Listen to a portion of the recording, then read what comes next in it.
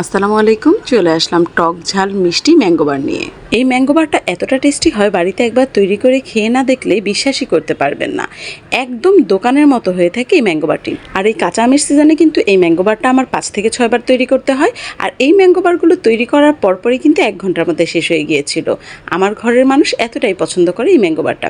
আপনারাও তৈরি করে দেখবেন আর আমাকে অবশ্যই কমেন্টে জানাবেন আপনাদের ম্যাঙ্গো বারগুলো কেমন হয়েছিল। এত মজার ম্যাঙ্গো বার যদি বাড়িতেই তৈরি করতে পারেন তাহলে কি দরকার দোকান থেকে টাকা দিয়ে কেমিক্যাল কিনে খাওয়ার। আর এই ম্যাঙ্গো বার তৈরির প্রস্তুত প্রণালীটাও কিন্তু অনেক বেশি সহজ। আপনি চাইলেই যখন তখন এই ম্যাঙ্গো বারটা তৈরি করে নিতে পারেন। তাহলে চলুন আমরা মূল রেসিপিতে চলে যাই। আমি প্রথমেই চুলায় একটি প্যান বসিয়ে নিয়েছি আর এখানে দিয়ে দিচ্ছি 7-8টি কাঁচা আম। আমি কিউব করে কেটে নিয়েছি। আপনি যেমন খুশি তেমন করে কেটে নিতে পারেন। এই আমটা কিন্তু সেদ্ধ হয়েই যাবে, আমরা কিন্তু গলিয়েই ফেলবো। তবে আমি বলবো এই রেসিপিটা তৈরি করলে একটু বেশি পরিমাণে তৈরি করতে চেষ্টা করবেন, তা না হলে কিন্তু পরে পচতাবেন। দিয়ে দিচ্ছি একেবারে নর্মাল পানি, আর আমি পানিটা দিয়ে দিচ্ছি আমের চাইতে একটু বেশি পরিমাণে, যাতে আমটা ডুবে থাকে এই পানির মধ্যেই। আর এই মুহূর্তে চুলার আঁচটা কিন্তু একেবারেই লোতে আছে। আমি একটি ঢাকনা দিয়ে ঢেকে রেখে যাব, একটু পরপর এসে উল্টে পাল্টে দিব। এবার দিয়ে দিচ্ছি কিছু পুদিনা পাতা, যেহেতু আমার পুদিনা পাতা গাছ আছে তাই আমি ফ্লেভারের জন্য দিয়ে দিলাম। আর দিয়ে দিচ্ছি 3টি লেবুর স্লাইস। এই 2টি উপকরণ একেবারেই অপশনাল, তবে এই 2টি উপকরণ ইউজ করে আমি রেজাল্টটা অনেক ভালো পেয়েছি। ফ্লেভারটা খুব বেশি ভালো আসে। এ পর্যায়ে চুলার আঁচটা একেবারেই লোতে থাকবে। আমি একটি ঢাকনা দিয়ে ঢেকে রেখে যাচ্ছি এবং একটু পরে এসে উল্টে পাল্টে দিব সেদ্ধ হওয়ার আগ পর্যন্ত। প্রায় 15 থেকে 20 মিনিট পর আমগুলো কিন্তু সেদ্ধ হয়ে গিয়েছে, খুব ভালোভাবে সেদ্ধ হয়ে গিয়েছে। আমি আপনাদেরকে একটি আম দেখিয়ে দিচ্ছি, দেখুন। এবার চুলাটা অফ করে আমগুলোকে আমরা ঠান্ডা করে নিব, তারপরে একটি স্ট্রেইনারে ম্যাশ করে নিব। এই কাজটা করতে যদিও অনেক বেশি সময় লেগে থাকে, তারপরেও আমি বলবো এই কাজটা করে নিলে আমসত্ত্বটা বা ম্যাঙ্গো বারটা অনেক বেশি স্মুথ হয় আর রেজাল্টটা খুব বেশি ভালো আসে। আমগুলো ম্যাশ করে নেওয়া হয়ে গেছে। আমি চুলায় একটি পাত্র বসিয়ে নিয়েছি আর এখানে ম্যাশ করা আমগুলো দিয়ে দিচ্ছি। আর এই পর্যায়ে চুলার আঁচটা কিন্তু মিডিয়াম লোতে থাকবে।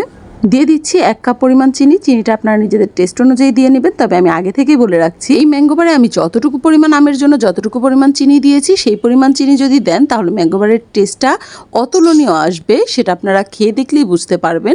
এই ম্যাঙ্গো বারটা কিন্তু খুব বেশি টক খেতে ভালো লাগে না, টক ঝাল মিষ্টিটাই ভালো লাগে। আর যেহেতু এটা বাচ্চারা খুব পছন্দ করে তাই মিষ্টির পরিমাণটা একটু বেশি দিলে বাচ্চাদের কাছেও অনেক ভালো লাগে এই ম্যাঙ্গো বারটি। চিনিটা যখন গলে যাবে তখন অ্যাড করে দিব 1/3 চা চামচ সাদা লবণ, আর দিয়ে দিচ্ছি 1/3 চা চামচ বিট লবণ। যদি বিট লবণটা পছন্দ না করে থাকেন তাহলে চেষ্টা করবেন 1 চামচের মতো সাদা লবণটা দিয়ে নিতে। দিয়ে দিলাম 1/2 চা চামচের মতো জিরা গুঁড়া, আর দিয়ে দিলাম চিলি ফ্লেক্স।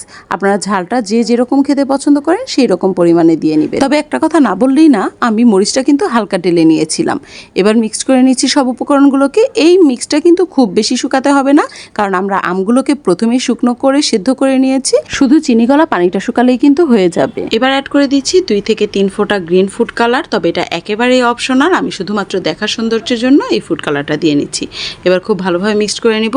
নামানোর আগে এই অবস্থায় মিশ্রণটা একটু চেখে দেখে নেবেন চিনি এবং লবণের পরিমাণটা আপনার পছন্দ অনুযায়ী হয়েছে কিনা।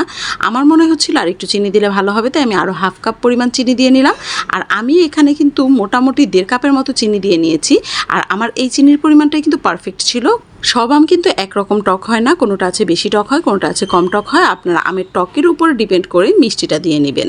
এবার আমরা চুলাটা অফ করে দিব এবং এই মিশ্রণটাকে ঠান্ডা করে নিব। মিশ্রণটা ঠান্ডা করে নেওয়ার পর একটি ডালা টাইপের পাত্রে আমি দিয়ে দিলাম সামান্য একটু সরিষার তেল। আর এটা কিন্তু অবশ্যই দিতে হবে, তা না হলে কিন্তু ম্যাঙ্গো বারটা উঠাতে আপনার কষ্ট হয়ে যাবে।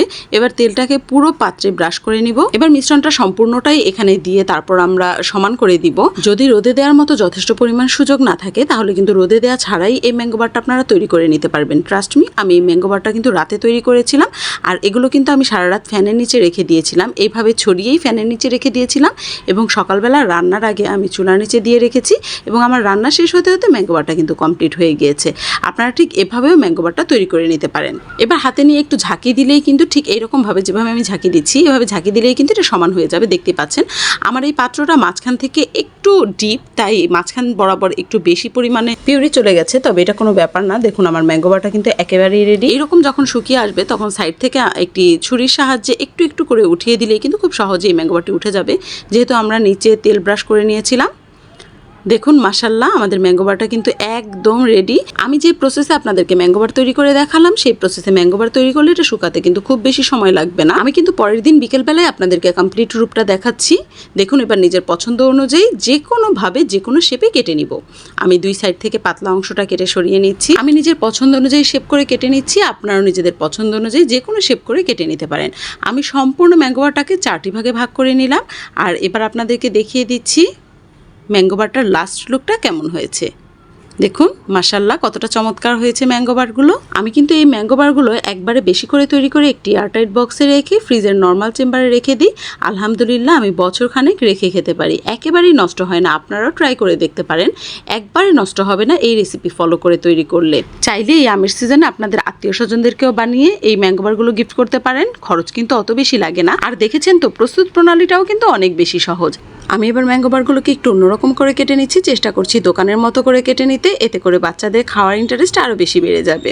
আমি লম্বায় 10 ইঞ্চি এবং সাইড থেকে পুরো একটি স্কেলের মাপে করে কেটে নিব ম্যাঙ্গো বারগুলো। আপনারা যেরকম দেখতে পাচ্ছেন ঠিক এইরকম করে। প্রিয় দর্শক আমার ম্যাঙ্গো বারটা কিন্তু অলমোস্ট কমপ্লিট। আমার রেসিপিটি যদি আপনাদের কাছে একটু হলেও ভালো লেগে থাকে তাহলে একটি সাবস্ক্রাইব করার অনুরোধ রইল এবং আশা করছি লাইক কমেন্ট এবং শেয়ার করে আমার পাশেই থাকবেন। নতুন নতুন ভিডিও পেতে পাশে থাকা বেল আইকনটি অলে প্রেস করতে একদম ভুলবেন না।